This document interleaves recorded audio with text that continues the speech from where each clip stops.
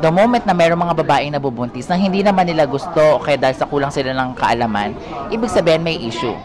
That was Mario Balibago in an interview during the National Summit on Teen Pregnancy at the Heritage Hotel Manila on September 15, 2012. Together with Enzaira Rojas, we sat down and talked about other underlying issues pertaining to teenage pregnancy. While it is important for us to look for solutions, it is also imperative that we understand where this is coming from. We must also know why this is such an issue. What does it really mean? Here is Mario's thoughts about this. Ang isang babae kapag nabuntis siya at hindi siya nagkaroon ng pagkakataon para ituloy yung pag-aaral niya, are we robbing the opportunities for that person na mai-continue niya yung kanyang mga goals in life? Let's think about it. Are we robbing the opportunity for her to become someone that she really wanted to be? Are we robbing the opportunity na sana along the way, ma-meet niya yung taong gusto niyang mapakasalan o kaya naman magawa niya yung mga bagay na gusto niyang magawa kasi na-empower siya. Wala tong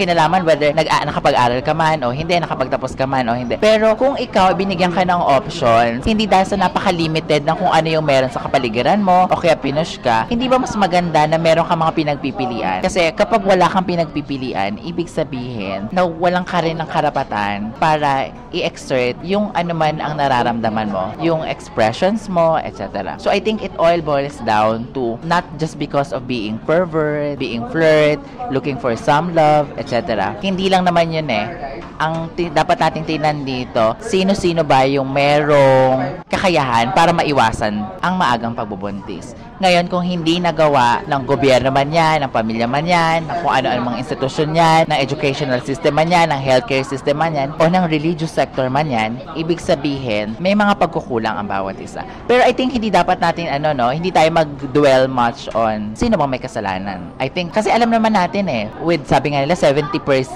increase o 700% increase, hindi ko masyado kung 70% increase yan, whether it's 1%, 10%, 20%, it doesn't matter. The moment na mayroong mga babaeng nabubuntis na hindi naman nila gusto o kaya dahil sa kulang sila ng kaalaman, ibig sabihin may issue. So, ang magandang gawin ngayon, ano ba yung pwede natin gawin ng sama-sama, ng lahat tayo, ginagawa natin, yung share natin towards contributing to lessen teenage pregnancy cases o kung kakayanin natin na lahat ng kabataang babae, lalo na mga Pilipino, mga Pilipina, hindi mabubuntis ng maaga, baka may yun yung mas maganda.